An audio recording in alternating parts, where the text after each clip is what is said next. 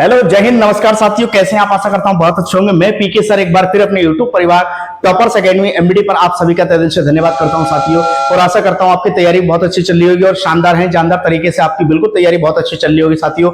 और तैयारी को बिल्कुल करते रहें और तैयारी को धार लगाते रहें साथियों। आगामी परीक्षाएं बिल्कुल निकट हैं और परीक्षाएं आने वाली हैं और अगले महीने में जुलाई में भी वैकेंसियों की बिल्कुल भरमार होने वाली है। बहुत बहाली आएंगे मेरे प्यारे साथियों। बस अपनी तैयारी को कम मत करना, अपना जज्बा और जुनून को बिल्कुल बनाए रखना साथियों। हम आपके साथ बिल्कुल प्रॉपर वे में खड़े रहेंगे और क्लास बिल्कुल कराते रहेंगे साथियों। इसी प्रकार से बिल्कुल इस वे में हम कराते रहेंगे और railway, ALP and technician, RPF, SI, constable, NTPC, RRB, NTPC, railway group D के लिए बिल्कुल ये रामबाण साबित होगी। साइंस की स्पेशल साइंस हम करा रहे हैं प्यारे साथियों।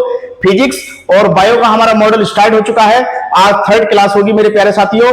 इसी प्रकार से आप बिल्कुल देखना ना भूलें और चैनल को आज ही सब्सक्राइब करें, एक दूसरे भाई को शेयर करें और कमेंट बॉक्स में बिल्कुल रिप्लाई करें कि आपको क्लास कैसी लगती है साथियों। कोई भी भाई बहन वंचित न रह जाए साथियों इस क्लास से। कोई बाद में ये पछतावा ना आए कि शायद हम पीके सर की क्लास ले लेते तो आज मेरे 2 क्वेश्चन ना होने के कारण मेरा सिलेक्शन रुक गया। तो उस भाई बहन को भी पहुंचा दें जो कि इन क्लासों से पढ़ने से असमर्थ है, बाहर आने में असमर्थ हैं, उनके पास तक ये चैनल को बिल्कुल पहुंचाइए साथियों। और जितनी हेल्प हो सकती है मैं बिल्कुल हेल्प आपको देने के लिए बिल्कुल तैयार हूं, तत्पर हूं मेरे प्यारे साथियों। बस अपना प्यार और सपोर्ट बनाए रखें। चलिए अपने सेशन को आगे बढ़ाते हैं। फिजिक्स का सेशन है और इसमें 2-4 न्यूमेरिकल भी रखे हुए हैं। तो क्वेश्चन नंबर 1, एक तरंग का वेग भी आवर्ती, एक तरंग का वेग भी आवर्ती f और तरंगदैर्घ्य लैम्डा है, तो उसका क्या बोलते हैं सूत्र क्या होगा? ए ऑप्शन v बराबर से 1/f lambda, B option v बराबर से f lambda, C option v बराबर से lambda by f, D option v बराबर से f अपॉन लैम्डा। तो बताइए इसका आंसर क्या होगा साथियों? इसका आंसर होगा बी। क्या होगा? v बराबर से f लैम्डा, जैसे कि n बराबर से v लैम्डा और v बराबर से n लैम्डा। ठीक है साथियों। चलिए नेक्स्ट क्वेश्चन, क्वेश्चन नंबर 2, आवर्ती और कालावधि में क्या संबंध है? जो आवर्ती है वो किसको दर्शाती है और कालावधि में क्या संबंध है? इन दोनों में कॉम्बिनेशन है। तो बताइए इसका संबंध किससे होगा? क्वेश्चन नंबर 2, क्वेश्चन नंबर 2 का आंसर बताएं। ए ऑप्शन t बराबर से म्यू, बी ऑप्शन t बराबर 1 plus mu, C option t बराबर से 1 गुणा म्यू, डी ऑप्शन t बराबर से 1 अपॉन म्यू। तो इसका जो संबंध होगा आवर्ती हर्ट्ज में, तो इसका कालावधि संबंध होगा जैसे कि t बराबर 2 पाई अंडर रूट में l अपॉन जी, जैसे कि सरल आवर्त गति। ठीक है, तो इसका आंसर होगा डी, इसका आंसर होगा डी। चलिए next question, question number 3, question number 3, एक माध्यम में एक ध्वनि तरंग की तरंगदैर्घ्य कितनी है? एक माध्यम में एक ध्वनि तरंग की तरंगदैर्घ्य कितनी है जिसकी आवृत्ति 840 हर्ट्ज है? कितनी? 840 हर्ट्ज है और उसकी गति 380 मीटर पर सेकेंड है। तो इसका मान बताएं, मान कितना होगा? मेरे प्यारे साथियों, इसमें एक सूत्र लगा देंगे जैसे कि v बराबर से n लैम्डा, v बराबर से n लैम्डा। तो जब हम v बराबर से n लैम्डा करेंगे तो n बराबर से क्या होगा? जब n हम बाहर ले लेंगे तो v अपॉन लैम्डा। क्या होगा? v upon lambda. तभी इसका मान रख देंगे। कितना मान रखेंगे? 380 अपॉन 840। जब इसकी आप कैलकुलेशन करेंगे तो इसका आंसर क्या आएगा? इसका आंसर आएगा 0.45 मीटर, 0.45 मीटर। प्यारे साथियों इसकी कैलकुलेशन आप कर लेना, इसको काटना, नीचे 84 अपॉन ऊपर है 38 अपॉन 84। जब इसको आप काटेंगे पीटेंगे तो 0.45 इसका आंसर आएगा मीटर में। चलिए next question, question number 4, next question, question number 4, b बराबर से n लैम्डा, जब इसको हम बाहर लेके जाएंगे तो इसके बेटे में ये आ जाएगा b अपॉन लैम्डा। चलिए नेक्स्ट क्वेश्चन, तरंग लंबाई आमतौर पर ग्रीक लेटर में दर्शाया जाता है। जो तरंग लंबाई है आमतौर पर ग्रीक लेटर में जो दर्शाते हैं वो किस प्रकार से दर्शाया जाता है, उसको क्या बोलते हैं? क्वेश्चन नंबर 4 बताइए। तरंग लंबाई किस में रिप्रेजेंट करते हैं? लैम्डा में। किसमें? लैम्डा में। A option gamma, B option lambda, C option beta, D option alpha. तो इसका आंसर होगा बी। क्या होगा? Lambda is the correct answer होगा। क्वेश्चन नंबर 5 निम्नलिखित में से कौन सा कथन ध्वनि तरंगों और प्रकाश तरंगों के बारे में सही है? निम्नलिखित में से कौन सा कथन ध्वनि तरंगों और प्रकाश तरंगों के बारे में बिल्कुल सही है? प्यारे साथियों बताएं इसका आंसर क्या होगा? ए ऑप्शन दोनों अनुप्रस्थ तरंगे हैं, बी ऑप्शन दोनों अनुदैर्घ्य तरंगे हैं, सी ऑप्शन ध्वनि तरंगे अनुप्रस्थ तरंगे होती है और प्रकाश तरंगे अनुदैर्घ्य होती हैं। चलिए next question number D option ध्वनि तरंगे अनुदैर्घ्य तरंगे होती हैं, ध्वनि तरंगे अनुदैर्घ्य होती हैं और प्रकाश तरंगे अनुप्रस्थ तरंगे होती हैं। तो बताइए इसका आंसर क्या होगा? तो इसका आंसर होगा, क्योंकि जो ध्वनि तरंगे हैं वो अनुदैर्घ्य होती हैं। ध्वनि तरंग कैसी होती हैं? अनुदैर्घ्य। और प्रकाश तरंगे कैसी होती हैं? वह होती हैं अनुप्रस्थ तरंगे। अगर आपसे ध्वनि तरंग की बात करें, ध्वनि तरंग कैसी होंगी साथियों? अनुदैर्घ्य। अगर ये क्वेश्चन आ जाए अनुदैर्घ्य। और प्रकाश की तरंगे कैसी होती हैं? प्रकाश तरंग वेव, या वेव बोल देंगे, कुछ बोल देंगे। इसकी होंगी अनुप्रस्थ। कैसी होंगी? अनुप्रस्थ। क्या होंगी? अनुप्रस्थ।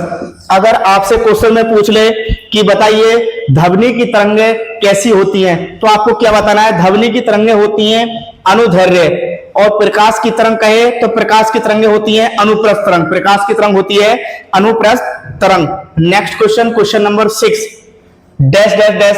मेरे प्यारे साथियों ये टीसीएस वाले जो है टीसीएस वाले इस टाइप से क्वेश्चन सेट करते हैं कि बच्चों को भ्रमित कर देते हैं और बच्चे देखते हैं कि ये क्वेश्चन तो मैंने पढ़ा ही नहीं। मेरे प्यारे साथियों क्वेश्चन सब पढ़े हुए होते हैं, लेकिन बस लैंग्वेज का अंतर होता है और आपको लैंग्वेज को समझते हुए क्वेश्चन को एक एक क्वेश्चन को पढ़ करके लगाना है साथियों, बड़े ध्यान पूर्वक।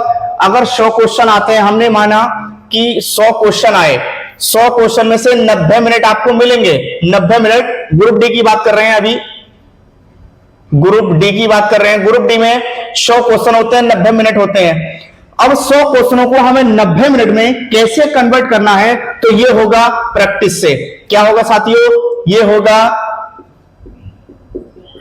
प्रैक्टिस से। जितनी आप प्रैक्टिस करेंगे समझ लो इतना ही आपको पारंगत हर सब्जेक्ट में मिलती चली जाएगी साथियों। और ये सब प्रैक्टिस की खेल है, क्योंकि हम भी देखो 10 क्वेश्चन पर डे के ला रहे हैं फिजिक्स के, 10 क्वेश्चन पर डे के ला रहे हैं फिजिक्स के। अगर पर डे आप 10 क्वेश्चनों को भी पढ़ते हैं तो 100% ये हमारा यहां से दावा है, प्रण है कि मेरे प्यारे साथियों 100% आप नौकरी को सुनिश्चित कर जाएंगे। 10 क्वेश्चन भी पर डे आप फिजिक्स के पढ़ेंगे।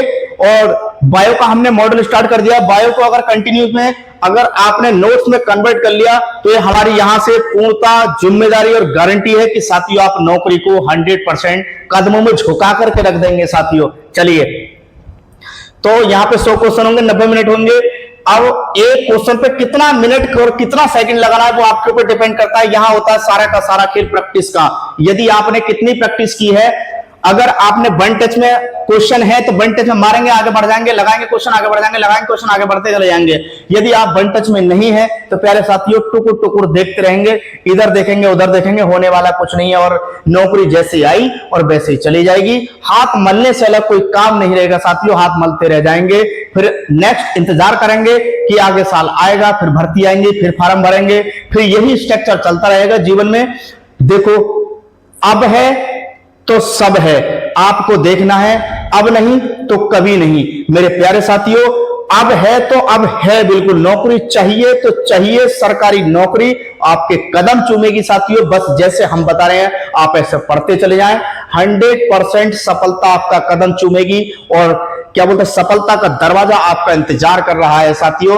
आप बिल्कुल पूर्णता जिम्मेदारी और हिसाब से आप अपने पढ़िए प्यारे साथियों, जैसा जितना उचित लगे इतना पढ़िए। कौन कहता है कि 8 घंटे 10 घंटे 20 घंटे लगातार पढ़ो, नहीं। क्वेश्चन नंबर 6, एक मात्रा है जो एक तरंग की प्रकृति का वर्णन करती है, प्रकृति का वर्णन नहीं करती है। किसका? प्रकृति का वर्णन नहीं करती है साथियों। इसमें नहीं आ जाए तो बड़ा विशेष ध्यान रखना है साथियों। नहीं वाले क्वेश्चन बड़े सोच और समझ करके लगाने चाहिए। ए ऑप्शन ऊंचाई, बी ऑप्शन तरंग दैर्घ्य, सी ऑप्शन तरंग गति, डी ऑप्शन आवर्ती। तो बताइए इसका आंसर क्या होगा? Question number 6। तो जो इसका एक मात्रा है जो एक तरंग की प्रकृति का वर्णन नहीं करती है, वह है ऊंचाई। क्या है? वह है ऊंचाई। कैसे? तरंग दैर्घ्य प्रकृति का वर्णन करती है, तरंग गति भी और आवर्ती भी, ये सब क्या करती है? इसका वर्णन करती है। क्वेश्चन नंबर 7 की बात करते हैं। क्वेश्चन नंबर 7, ध्वनि तरंग, ये न्यूमेरिकल है। ध्वनि तरंग 339 मीटर सेकेंड इनवर्स की गति से यात्रा करती है। यदि इसकी तरंग दैर्घ्य 1.5 सेंटीमीटर है तो तरंग की आवर्ती ज्ञात करनी है। आवर्ती उसकी, यानी कि उसकी आवर्ती हमें क्या करनी है? ज्ञात करनी है। जैसे कि n बराबर से v बराबर से n लैम्डा या v बराबर से n लैम्डा, इसका सूत्र है एक v बराबर से n लैम्डा। जब हम n इधर को लाएंगे तो n बराबर से क्या हो जाएगा? n बराबर से होगा v upon lambda, v upon lambda. जब अब हम इसका मान रखेंगे लैम्डा यानी कि आवर्ती, उसकी हमें क्या करनी है? ज्ञात करनी है आवर्ती। तो इसकी जब आवर्ती होगी, क्योंकि इसकी तरंग दैर्घ्य कितनी है? तरंग दैर्घ्य कितनी है? 1.5 है। तरंग दैर्घ्य कितनी है इसकी? 1.5, क्योंकि तरंग दैर्घ्य पूछिए, तरंग दैर्घ्य कितनी है? 1.5, और इसकी आवर्ती किस में है? मीटर सेकंड में है। तो 339 गुणा 100, ठीक है। एक 0 पॉइंट हटाएंगे, एक 0 बढ़ा लेंगे। जब आप इसकी कैलकुलेशन करेंगे तो आंसर आएगा 22,600 हर्ट्ज, 22,600 हर्ट्ज। प्यारे साथियों, इसका कैलकुलेशन तो आप कर ही सकते हैं। 5 से जब काटेंगे इसको, 5 तिया 15, 5 दूनी 10, तो यहां पे 200 हो गए, ठीक है। जब 3 से काटेंगे हम, 3 ही गना 3, 3 ही गना 3, 3 तिया 9। जब 113 की 2 से मल्टीप्लाई करेंगे तो साथियों कितना आएगा? 11 दूनी 22 और 3 दूनी 6, 11 दूनी 22 और 3 दूनी 6, 22,600 हर्ट्ज इसका आंसर आएगा। चलिए next question, question number 8। Next question number 8। और मेरे प्यारे साथियों, ये विशेष ध्यान दें, अगर आपने क्लास आज स्किप कर दी, क्लास लास्ट तक नहीं देखी साथियों, तो कुछ नहीं पता कौन सा क्वेश्चन एग्जाम में आ जाए, फिर बाद में कहेंगे कि साहब हमारा क्वेश्चन नहीं आया। मेरे प्यारे साथियों, वीडियो को पूरा देखें और वॉच करके देखें। हो सके तो क्वेश्चन बार बार स्लिप हो रहा है तो आप उस न्यूमेरिकल को लिख लें और उस न्यूमेरिकल से कम 4 न्यूमेरिकल आप बनाइए। एक न्यूमेरिकल से 4 न्यूमेरिकल आप पूरे बनाइए साथियों। चलिए नेक्स्ट क्वेश्चन, क्वेश्चन नंबर 8। थोड़ा न्यूमेरिकल समय लेते हैं। ध्वनि तरंगों की गति 700 मीटर सेकंड इनवर्स है, तो ध्वनि तरंगें 7 किलोमीटर की यात्रा करने में कितना समय लेगी? क्योंकि यहां पूछा है किलोमीटर और यहां है मीटर पर सेकंड में। अब इसको भी हम किलोमीटर में कन्वर्ट करेंगे तो कितना होगा साथियों? जैसे कि इसका भी एक फार्मूला है। क्या है इसका भी? एक फार्मूला है। कौन सा? चाल बराबर से दूरी बटे समय। चाल बराबर से आपने पढ़ा होगा, चाल बराबर से दूरी बटे समय। चाल बराबर से दूरी बटे समय। जब इसको हम रखेंगे तो समय कितना है?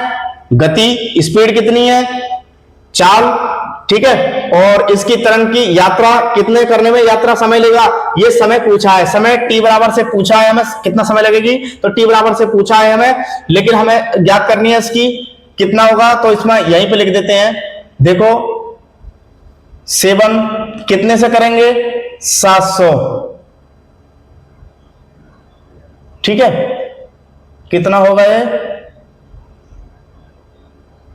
7। ध्वनि तरंगों की गति क्या है? अच्छा, क्वेश्चन नंबर 8। हाँ तो सही है। क्या करेंगे इसको?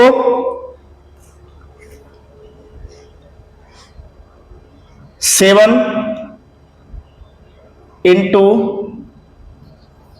1000 और ये 700। हम 2 जीरो से 2 जीरो काट देंगे, 7 से 7 काट दिया तो कितना बचा? 10 बचा। 10 आंसर है इसका, हैगा 10 सेकंड का इसका समय लगा, 10 सेकंड का समय लगा, 10 सेकंड का समय लगा। आंसर होगा ए। क्या होगा? आंसर होगा ए। इसका इज द करेक्ट आंसर होगा, ए इसका करेक्ट आंसर होगा। जैसे कि चाल बराबर से दूरी बटे समय। अब हमें देखना है, निकालना है कि कितना समय लेगी। हमें समय इसमें ज्ञात करना है, क्योंकि ध्वनि की तरंग गति कितनी है? गति है तुम्हारी इतनी 700, और जब इसको मीटर किलोमीटर में कन्वर्ट करेंगे तो 1000 से हम उसको गुणा करेंगे साथियों। चलिए नेक्स्ट क्वेश्चन, क्वेश्चन नंबर 9। किसी ध्वनि तरंगों की आवर्ती भी और आवर्तकाल टी के बीच का क्या संबंध होगा? इसके बीच का जो संबंध होगा वह क्या होगा? क्योंकि ध्वनि तरंगों की आवर्ती क्या है? भी, और आवर्तकाल टी के बीच का जो संबंध होगा n बराबर से 1/t, n बराबर से 1/t, n बराबर से 1/t। C is the correct answer होगा। चलिए नेक्स्ट क्वेश्चन, क्वेश्चन नंबर 10 और आज का लास्ट क्वेश्चन है ये। यदि किसी तरंग की आवर्ती दुगनी हो जाती है तो उसकी तरंग दैर्घ्य कितनी होगी? एक विशेष बात ध्यान रखें, ये कह रहा है कि तरंग की आवर्ती कितनी हो जाए? दुगनी। अगर तरंग की आवर्ती कभी भी कहीं भी कोई से भी क्वेश्चन में कह दे कि तरंग की आवर्ती दुगनी हो जाती है तो उसकी तरंग दैर्घ्य, अगर तरंग दैर्घ्य की बात करेगा तरंग दैर्घ्य, तो उसकी तरंग दैर्घ्य मूल की आधी हो जाती है। अगर उसकी तरंग दैर्घ्य ना कह करके तरंग आवर्ती कहेगा तो उसकी क्या हो जाएगी? वह उसकी 3 गुना हो जाएगी, 1/3 3 गुना हो जाएगी। इसका राइट आंसर होगा D. D is the correct answer होगा। और मेरे प्यारे साथियों, आशा करता हूं ये क्लास आपको बहुत हेल्पफुल और मददगार साबित होगी। जो आगामी परीक्षाएं हैं, परीक्षा में आने वाले जो एग्जाम हैं उनमें बिल्कुल रामबाण और कारगर साबित होगी। प्यारे साथियों, वीडियो को लास्ट तक जरूर देखें। अगर आपने आज स्किप कर दी, वीडियो नहीं देखी, और मेरे प्यारे साथियों जो भी बहन भाई इस क्लास से वंचित हैं बेचारे, उनको शेयर करें और चैनल को लाइक करें, सब्सक्राइब करें, और आज ही सब्सक्राइब कर लें और बेल आइकन को भी दबा लें, ताकि जिससे हमारा नोटिफिकेशन आप तक पहुंच सके। जैसे क्लास चले आप नोटिफिकेशन पहुंचा हुआ होगा तो आप क्लास को देख सकते हैं। और मेरे प्यारे साथियों, ये क्लास आपको नौकरी दिलाने में 100% मदद करेगी साथियों। और इसी के साथ मैं विदा चाहता हूं। जय हिंद साथियों।